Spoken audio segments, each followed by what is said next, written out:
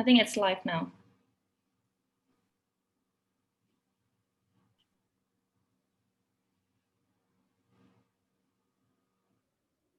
Okay. Sheila, you can take it away. Cool. Thank you, Clarice. So welcome to the launch event for Pathways Mentoring Program. I hope everyone can hear me well, and I hope you're all doing well and healthy. And my name is Sheila. I am the COO for the alumni team from Kozindi, as well as one of the program committees for Pathways Mentoring Program. We are so excited today to launch this initiative, and thank you so much everyone for being here at the official kickoff of our Proud Mentoring Program. And as Clarice mentioned, during the speaker session, we would like to ask all participants to mute your microphones on the audio settings of your Zoom on each of your devices. And Kozindi and AIA are very excited to be working closely together to deliver this mentoring program. It is one of a kind program and perhaps the only youth program, mentoring program in the Indonesia-Australia bilateral space. We would like to sincerely thank the Australian government through the Australia-Indonesia Institute, who has provided financial program for this, financial support for this program. The purpose of the mentoring program is to provide a pathway for the younger generation of leaders in the Indonesia-Australia bilateral relationship to develop the necessary professional to reach their career goals. The selected mentees of this program are some of the brightest young leaders in the bilateral relationship today, who are also members of the Australia-Indonesia Youth Association, or AIA, while the selected mentors, being Kozindi's alumni, are well-established leaders in their respective careers in both Australia and Indonesia. And they all have a wealth of experience, advice, tips, and lessons to share with the mentees. We would also like to send our great appreciation to all of the selected mentors and mentees who are present or not present in this call. And we would like to thank you for your great interest, your application, and most importantly, your commitment. After a competitive process, in total, we have 26 mentors and mentee pairs who have been chosen based on your shared interests, backgrounds, and preferences. It is a great achievement for all of us that we can all be finally here today. And we all hope that we are all off to start through this program. And we hope that the mentoring program would be able to not just develop, but also nurture. And we hope that everyone could make the most out of this opportunity for your career development in the Australia-Indonesia sphere. As you would know as well, AIA and Kozindi are volunteer-led organizations. So this program has been by a dedicated committee of 60 members from AIA and Kozindi, and supported by 7 members of the alumni team who have worked tirelessly to develop the program for months and to where it is today. And we hope that we will try our best to continue to work hard to support all participants in the program as it unfolds from today to the next upcoming 8 months. We would like to also briefly introduce the committee members of the programs. And we have Tim, which is our Australia-based alumni manager. We also have Friska, who is our Indonesia-based alumni manager, and myself from the Kozindi team. And then we have Clarice, which is the national president of AIA. We also have Dan, the director of partnerships and membership, as well as Owen, the director of operations from AIA team. I would like to give just a review of the structure of this launch event. We will be joined by Ellie Williams for the next 10 minutes for a session on the reflection on career pathway in the Australian-Indonesia space and the value of mentors they had in developing their career. We will then be joined by Lydia Santoso during the next 10 minutes, who will talk about the importance of youth contribution to elevate the Indonesia-Australia bilateral relations, as well as the views of Australia-Indonesia Institute in supporting the Pathways Initiative. And then afterwards, we're going to have a 10-minute discussion where we hope that mentors and mentees can ask 1 or 2 questions and just a quick group photo. So during this time, we hope that everyone can turn on the camera feature on your Zoom account for a quick screenshot. And then onwards, we will have a 15-minute session where we will start to introduce ourselves. So this session will be called Introduce Mentor-Mentee Pairs to Each Other. And this session will not be streamed on YouTube or Facebook, so it's going to continue private on Zoom. And we will also split you guys in breakout rooms, and we're going to create around 6 breakout rooms for you guys to get to know each other and just be familiar with everyone in the program. And then we will continue with the next 10 minutes on distributing mentoring guidelines and recommended activities for the next 8 months. So we're going to just have a quick overview of how the program will unfold, and also the topics and themes that you guys will discuss throughout the next 8 months.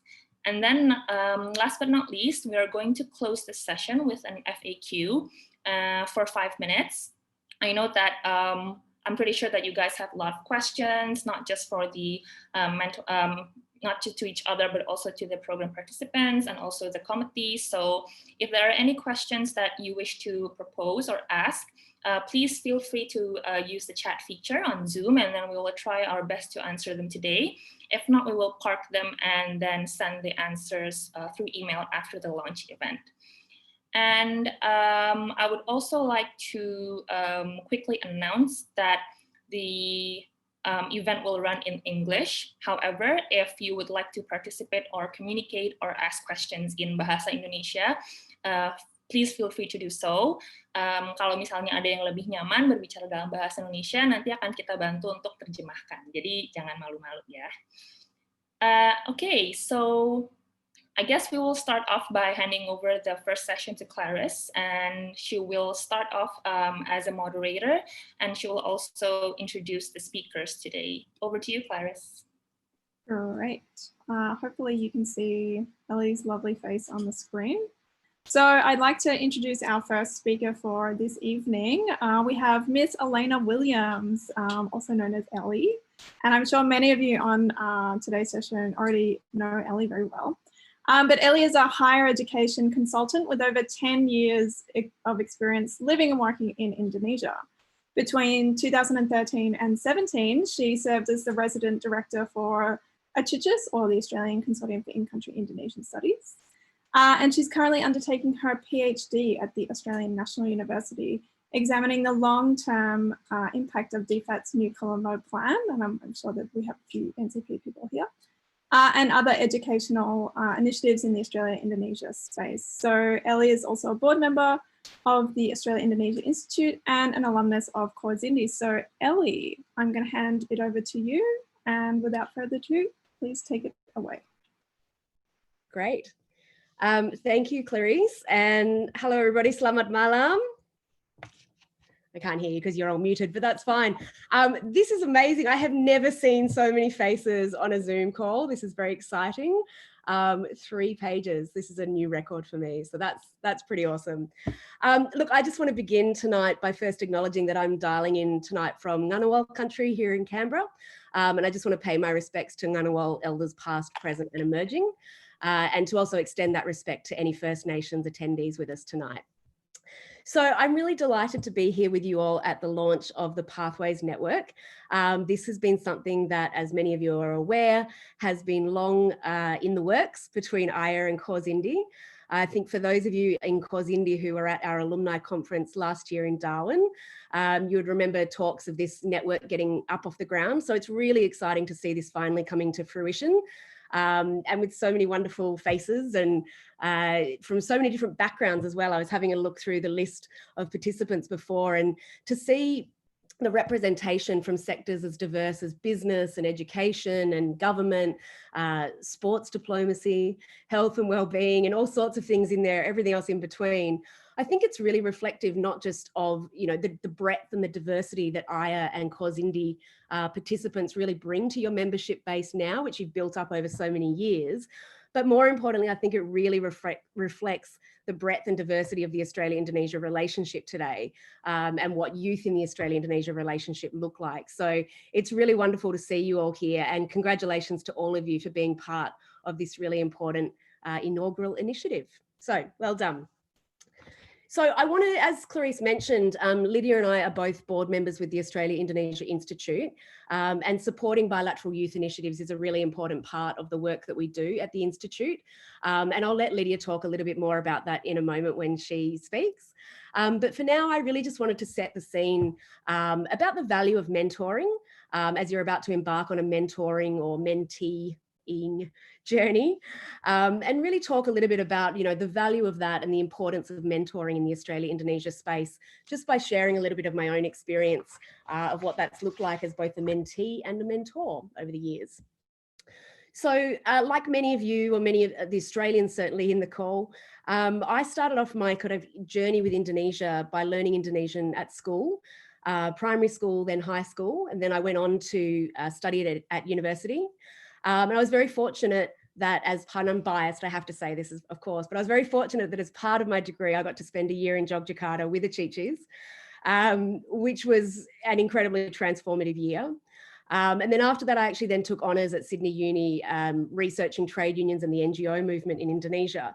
And I can say without a doubt that those two experiences, that year in country on a Chichis and that honours year, were really transformational experiences, really life-changing, and they really sealed the deal for me in a way that I'm sure a lot of people here, you know, whether if you've had experience as an Australian studying in Indonesia, or for Indonesians on the call studying in Australia, you know, those experiences really push you out of your comfort zone. And for me, it sealed the deal, and it made me realize this is something that I want to be part of my life. I want Indonesia to be part of my career, but how? That was the big question. So enter the importance of mentors. For me, I want to say a few things just about mentoring in general. And I think the first one I want to say is that mentoring for me never started off as a kind of targeted strategy. You know, I see a lot of kind of young networking, very, you know, gung-ho kind of young professionals these days. They're like, I'm going to meet this person, I'm going to network at this event, I'm going to do this, this, this. I'm like, whoa, that was never my kind of approach. For me, it was always very organic and very informal, I think. So what I would say to that point is, when I started with that question of how do I now make Indonesia part of my career, I went really to people who knew me and to people whose work I respected. So lecturers, to family friends who I respected, to bosses or former bosses whose work I respected or who knew my work. And I just bugged them with a lot of questions.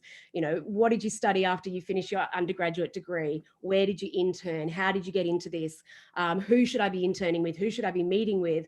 Where should I work? I'll work anywhere. Tell me what to do. But basically just kept bugging them with questions. And I think, you know, it's not to be sort of underrated, this process of questioning, particularly with people like that, because these are people that know you already. It's a very safe space to ask these questions of lecturers, you know, maybe your honours supervisor, bosses, family friends, and so on.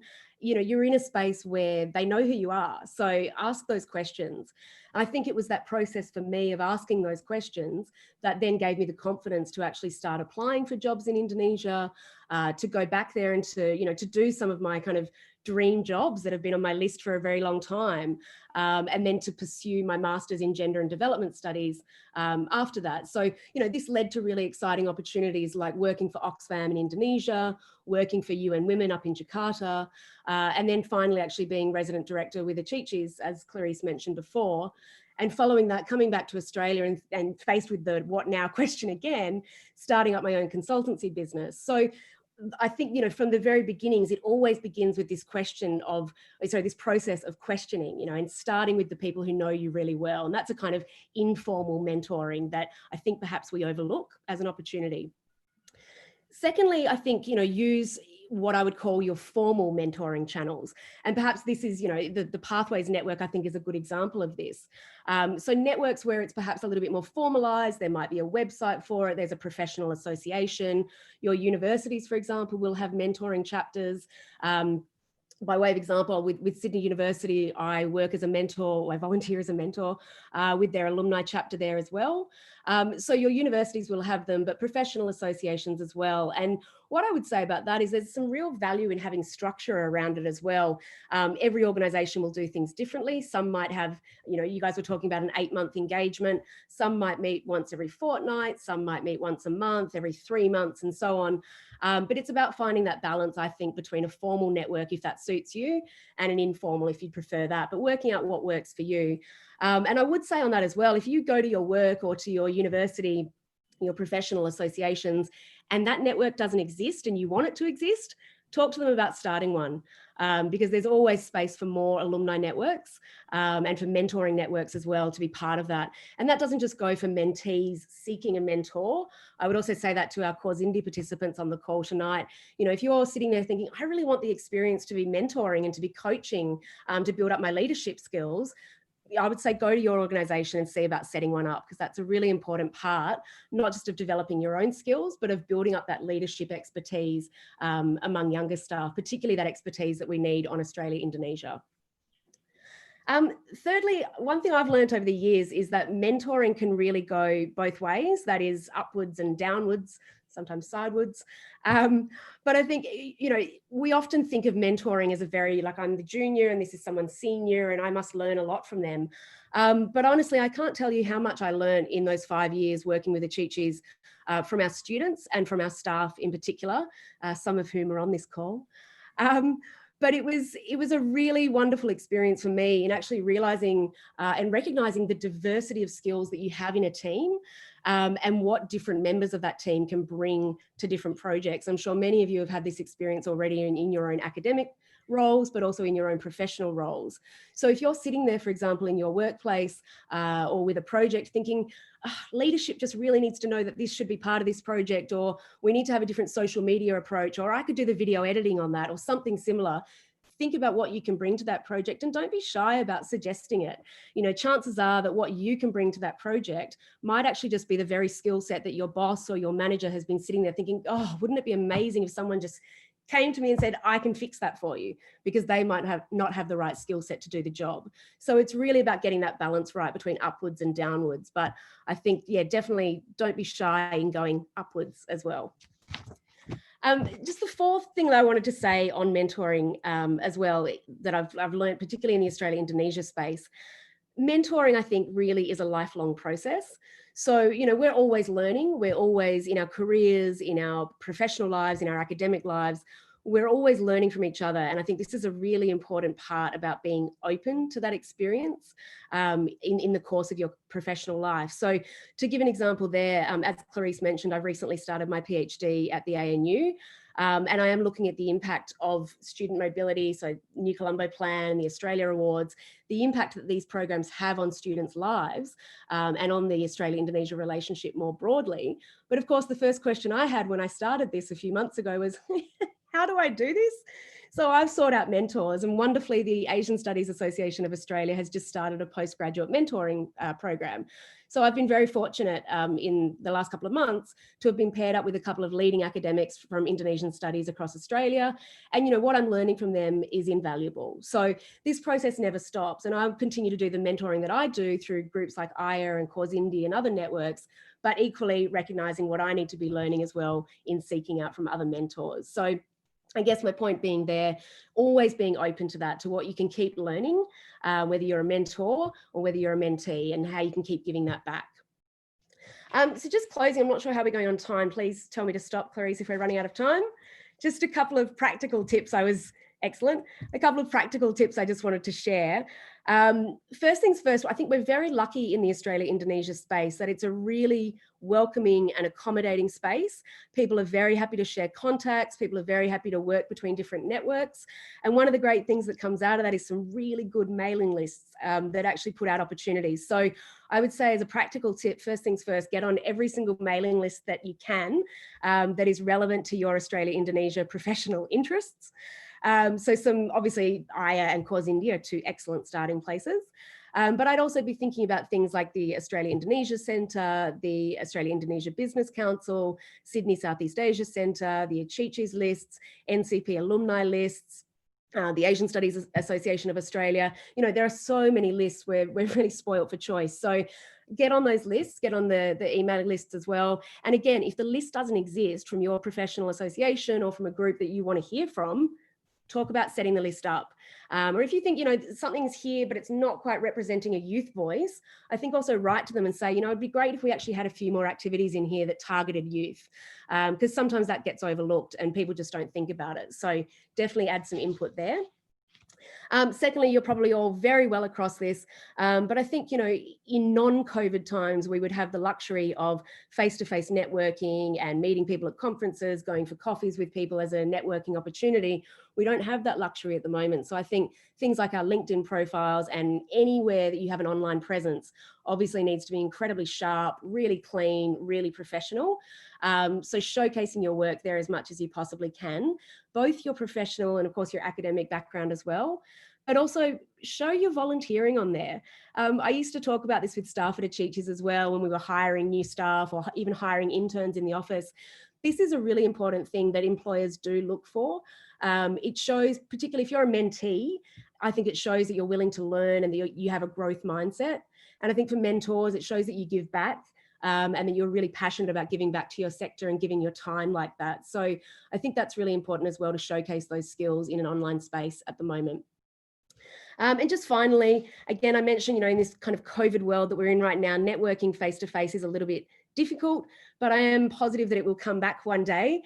So what I would say to that is, you know, really, you know, for mentors, really take the time to sort of think of events or coffee catch-ups or conferences, whatever the event might be, that might be suitable for your mentee. You know, places where this is definitely someone you should meet, and actually taking them around the room and introducing them to those people, and vice versa for mentees. If there's something coming up or a conference or you're a bit nervous to go on your own, don't be afraid in actually asking your mentor to go with you, or to just sort of suggest, who should I go with? Is this a bit out of my league? Is that a bit too far along in the career path? Or am I kind of punching above my weight, or am I getting it right? Sometimes I think just getting a bit of a read on the event can also help, and a mentor can be great in sort of saying, yeah, that's actually something for very senior academics, for example, or actually that's about where you're at, so you should definitely go to that conference, for example. So once networking is back in our lives, again, I think, you know, be really active in that and don't be intimidated by it. I think when I was younger, I used to think of networking as this big, scary, like, oh, everyone's got business cards and it's all very fancy. But actually, I think it's just about having conversations and getting to meet people and hearing their stories. So be open to that and to talking about that with your mentors and your mentees. But yeah, so I think that's pretty much everything from me. But I just wanted to say once again, congratulations to all of you for participating in this, and to all the hardworking team behind Cause Indy and Aya, who do so much work behind the scenes on setting up yet another amazing initiative. The Australia-Indonesia youth space is very fortunate to have all of the volunteers that it does working behind the scenes. So yeah, I just want to wish you all the best with the initiative, and just to say, be open to the opportunity, because in the Australia-Indonesia space, I think you never quite know where mentoring could lead you. And more often than not, it can lead to very life-changing, transformative pathways. So, semoga sukses dan terima kasih. Selamat malam. Thank you so much, Ellie. I'm sure everybody thought that was a really wonderful keynote speech. So next we're going to go over to Lydia to provide an address, and I'm just going to share this thing. Great. So Lydia Santoso is also an advisor and board member for the Australia-Indonesia Institute alongside Ellie. And she is an Australian qualified lawyer and public notary, having obtained an arts law degree from the University of New South Wales.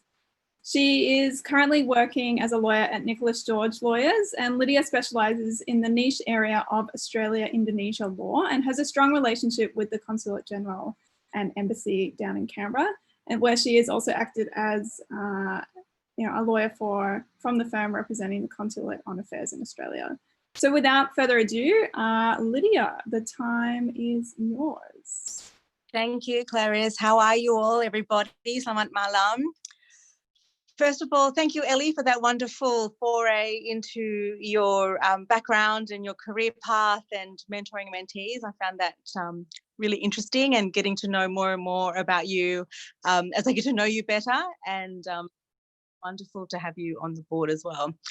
like to start off tonight by just thanking Kozindi and the team in behind the Pathways team for putting this together. This is such an amazing program and one that the AAI are really proud to support. I know I've had great pleasure in working with the committee behind the scenes in the past couple of months, checking in and providing my assistance. So well done, congratulations. It's you know, to put something together and launch it during these times is commendable. So congratulations to all of you, and very excited for tonight and the beginnings of a great initiative. I thought I'd start off with talking about some sort of key messages on the Australian-Indonesia relations, and then I'd like to talk about the AAI and the work of the AAI, and in particular the focus on the youth. It's so lovely to see so many wonderful friends of Indonesia and Australia on here tonight.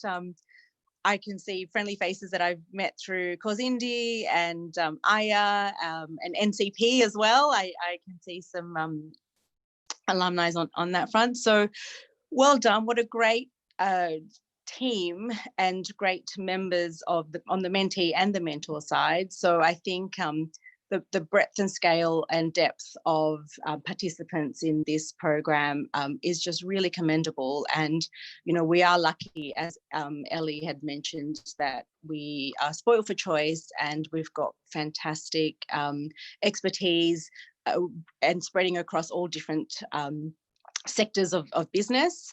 So so that's wonderful, and I feel like, you know, this is a great opportunity to kick off things and to add another layer of you know, relations and bilateral relations between Australia and Indonesia. So all of you on this call are Indonesianists and understand and know all of these facts about Australian-Indonesian bilateral relations, but what I wanted to add tonight was, even though during this whole pandemic and all the challenges that that come with it, I can say that the relationship between Australia and Indonesia continues to be really strong, and we've actually had quite an historical thing happened with the ratification and of the ISEPA after many years of you know, negotiations, and finally it's ratified. So unfortunately the timing isn't so great, but I think it also shows that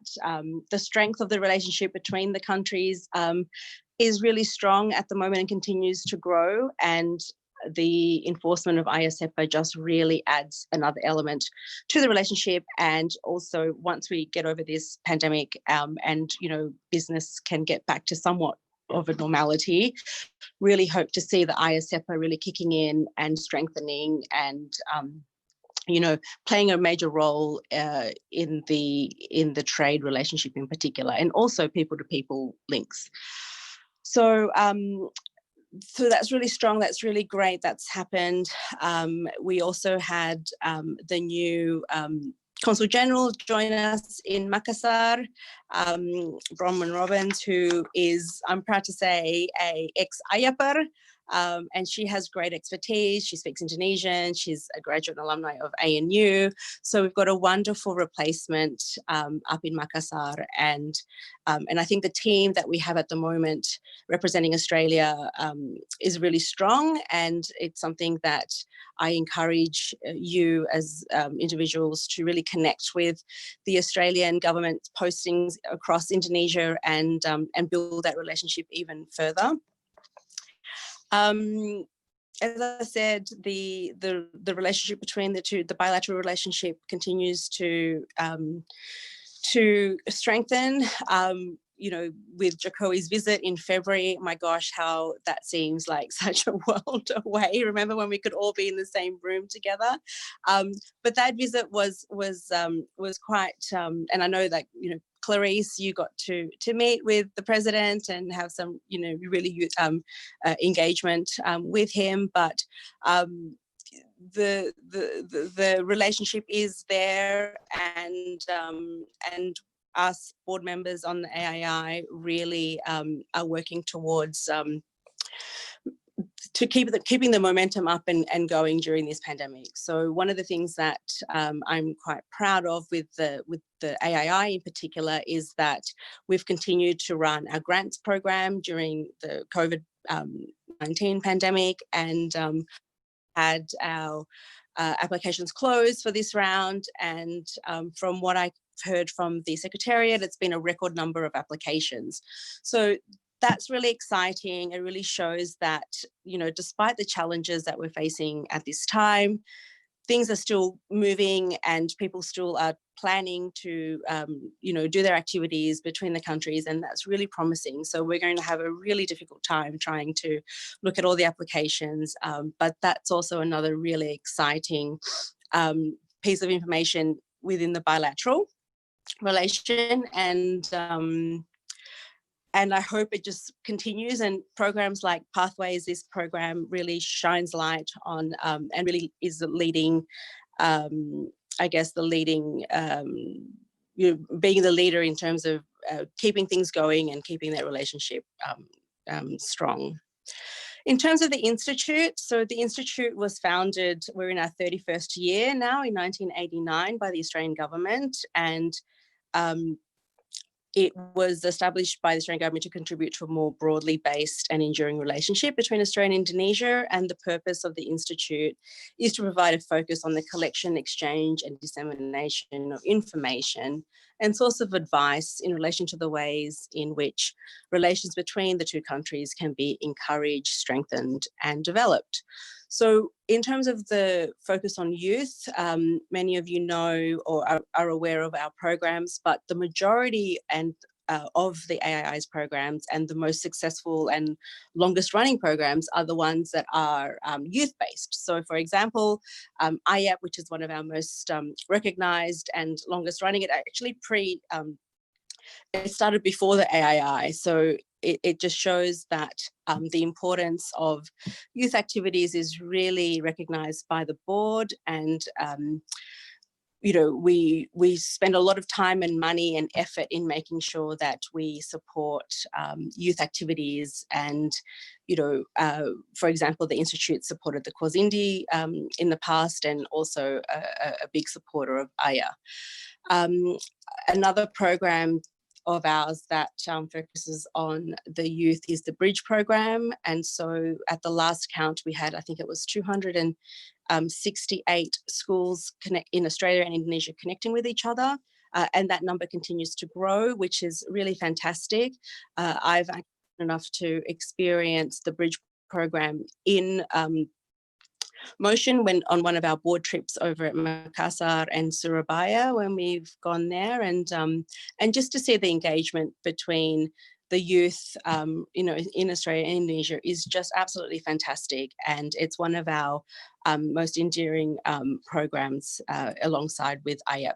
We also have the Muslim exchange program, which focuses on the exchange of you know, young Muslim, prominent Muslim people from Australia and Indonesia, and that's actually gaining a lot of momentum, and the amount of applications that we receive for MEP from Indonesia is just so overwhelming. It's incredible, and it's one of, for me personally, I feel it's one of our most important programs, as it showcases also not only, you know, Islam in Indonesia, but Islam in Australia as well. So the majority of the program, the AII and the board really support and value youth initiatives within the space, and we, as I said, spend a lot of time and money to make sure that we continue to nurture those organisations. And I personally have been involved with Kwazindi, where I've been a mentor on at 2 of your conferences, which I found so fascinating, lots of fun, and I see a lot of my team members on here tonight. So hello everybody, and I think also with the AYA mentees as well, you know, you're the driving force and the next sort of generation within this space, and so the combination of, you know, Kwazindi and AYA are just, you know, the coming together of 2 of my favorite youth organizations. So well done, guys. And I really look forward to seeing how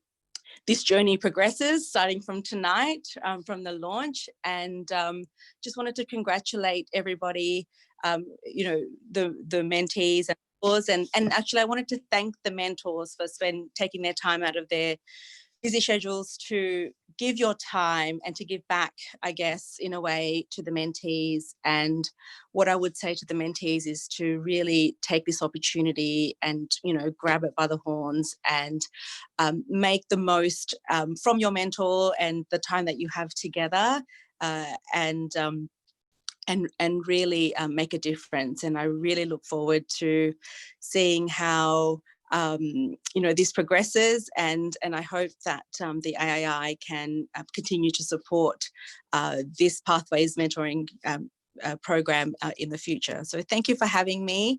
Congratulations to everybody, and good luck. So terima kasih banyak, and ya, selamat malam. Thank you so much, Ibu Lydia. That was wonderful. And we're so blessed to have both Ellie and Lydia give speeches to us. So that really concludes our sort of keynote addresses for this evening. However, we will take 1 or 2 questions from the floor. So I don't think we've had anything come up in the chat, but if we have 1 or 2 people who would like to ask a question to either Lydia or Ellie, now is the time. So if you can give an indication to us that you'd like to ask a question, that would be great. And if you don't ask, I will ask. Jangan malu-malu. Ayo guys. No one has questions? Really? Oh, we have one. Sorry. Turn your camera and audio on, and silakan. Hi, selamat malam, everyone.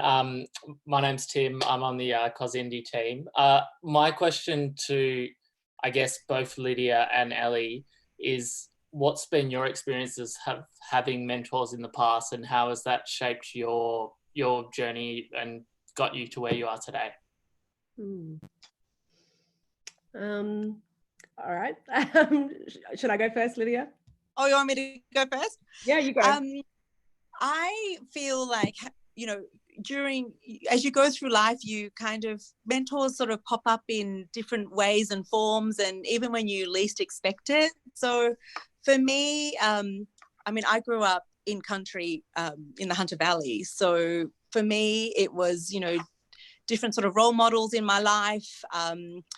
And, you know, growing up away from my parents who were based in Jakarta, was having sort of the best of both worlds. So living in you know, a country town in Cessnock, and every holiday is going home to Jakarta, and just, you know, having that experience of living between the two countries, and you know, people like my high school teachers or primary school teachers, all the way through to you know, university. There's always been sort of somebody or something that's turned, you know, being a mentor to me, which has sort of made me, you know, my earliest one was, for example, my legal studies teacher, who because of him I chose to study law, and then with working in Indonesia, have mentors, you know, popping up over there, which is how I got into the Australia-Indonesia law sort of niche sphere. So, you know, and personal mentors as well, in terms of, you know, your personal sort of growth. That's all comes, you know, it all just kind of adds to and adds to what makes you. So I guess, and I was also a mentor in the Women's International Global Business Program, where I was mentoring a lady who wanted to enter the Indonesian market. So that went for a whole year, and that was really interesting, actually. And, you know, having the roles reversed, and was the first time that I'd taken on a formal mentorship role, in a sense. So I don't know, I hope I made some inroads and made some impact to my mentee. But it's a great question, and I think it, you know, for me personally, I've pulled all the positives out of my situation, you know, growing up in country Australia, and also in Jakarta, and, you know, the contradiction and the juxtaposition of just those two in itself, you know, trying to grab the best of both worlds. And bundling them up, and hopefully, you know, makes a better person. But we shall see. But what about you, Ellie? Yeah, I think that's a great question, Tim, and nice to see you. Hello. I would say, I think for me, again, I've been very, very lucky to have what I talked about before, you know, both sort of informal as well as formal mentors. And I feel like a good mentor is someone who really helps you, you know, be strong, believe in yourself, and, you know, get the job done, but also really encourages you to then take those skills to give back. So some of the best mentors that I've ever had, you know, I can remember walking into a room at an academic conference when I was in my honours year, being absolutely terrified, not knowing who to speak to, not knowing where to start, not even, I was presenting, I was terrified. And we get to the morning tea, and it was my honours supervisor, and she was introducing me to people around the room. And I thought, oh, I can't believe she's giving her time to introduce me to, you know, this professor and that professor and blah, blah, blah. And, you know, I asked her about that later, years later, we're friends now. And she'd said to me that it was actually part of, you know, it's part of giving back. And that's what it's all about. Similarly, I have an auntie who was in politics for a long time, and she, you know, is a very strong mentor for me about finding your voice and being able to then use that to give back.